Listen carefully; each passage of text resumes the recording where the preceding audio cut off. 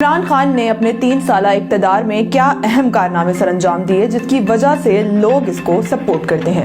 آئیے اس ویڈیو میں آپ کو بتاتے ہیں۔ انڈیا کو کہا منہ توڑ جواب دوں گا، اگلے دن انڈیا کے 2 جہاز گرا دیے اور پائلٹ کو گرفتار کر کے دنیا کے سامنے جرأت کا مظاہرہ کیا۔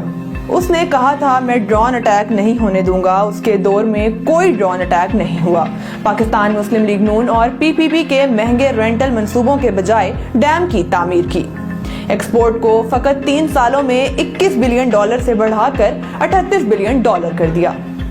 اسلام فوبیا اور نبی پاک کی شان میں گستاخانہ خاکوں پر یورپ اور مغرب میں ایک مضبوط موقف اپنایا، حجاب کی پابندی پر بات کی، نبی پاک سے بے لوث محبت ہر مقام پر ظاہر کی، مودی کو دنیا کے سامنے ہٹلر کے جانشین کے طور پر پیش کیا اور کلبھوشن کو دنیا میں دہشت گردی کی علامت کے طور پر پیش کیا۔ ریکارڈنگ میں ضائع کیے گئے $11 بلین جرمانے کو $9 ارب انویسٹمنٹ میں تبدیل کروا کے ملک اور قوم کی خدمت کی۔ پی آئی اے کو خسارے سے نکال کر منافع کی طرف گامزن کیا۔ ٹیکسٹائل کی تباہال انڈسٹری کو بہتر کیا، ایکسپورٹ کو $20 ارب تک لے کر گیا جو کہ گزشتہ حکومتوں میں فقط 9 سے $10 ارب تک محدود ہو کر رہ گئی تھی۔ Billion trees tsunami project launch کیا جسے عالمی سطح پر بے پناہ پذیرائی ملی، جس کے تحت 2 بلین درخت لگائے جا چکے ہیں، جس نے عالمی سطح پر کلائمیٹ تبدیلی میں اہم کردار ادا کیا۔ کئی سالوں بعد کسان دوست پالیسی کی وجہ سے گندم، چاول، کپاس اور گنے کی شاندار فصلیں ملی جو کہ گزشتہ ادوار میں بہت کم ہو چکی تھی۔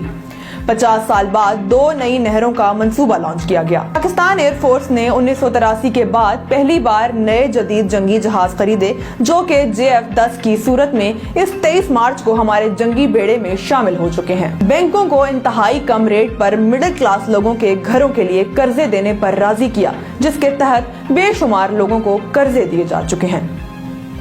ان 3 سالوں میں ملک میں کاروں، موٹر سائیکل اور ٹریکٹر کی ریکارڈ پروڈکشن ہوئی جو کہ بہتر معیشت کے اشارے ہیں۔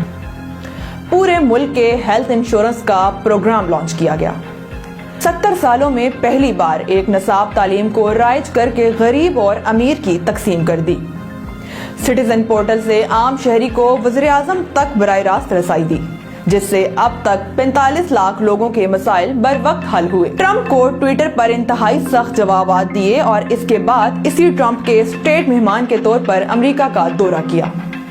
تاریخ میں پہلی بار امریکہ کے شہر میں بڑا جلسہ کیا جس میں لاکھوں پاکستانیوں نے شرکت کی۔ کنسٹرکشن انڈسٹری کے لیے شاندار پیکجز کا اعلان کیا جس سے 8 لاکھ نئی نوکریاں پیدا ہوئیں، حتیٰ کہ کورونا بھی عروج پر تھا۔ امریکہ افغانستان کی جنگ کا بہترین خاتمہ کیا، غیر ملکی زر مبادلہ کو $19 بلین سے بڑھا کر $31 بلین تک لے گیا، ملکی خود مختاری کا سودا ہرگز نہ کیا اور عالمی طاقت کو ایبسولوٹلی ناٹ کہا، جہاں ہمارے سابق حکمران فقط ایک فون کال پر لیٹ جایا کرتے تھے۔ کورونا لاک ڈاؤن کا عالمی دباؤ کے باوجود بہترین انداز میں ہینڈل کیا۔ WHO UN نے دنیا سے کہا کہ پاکستان سے سیکھو۔ روس کا تاریخی دورہ کیا اور حالت جنگ میں روسی صدر کے ساتھ 3 گھنٹے کی طویل ملاقات کی۔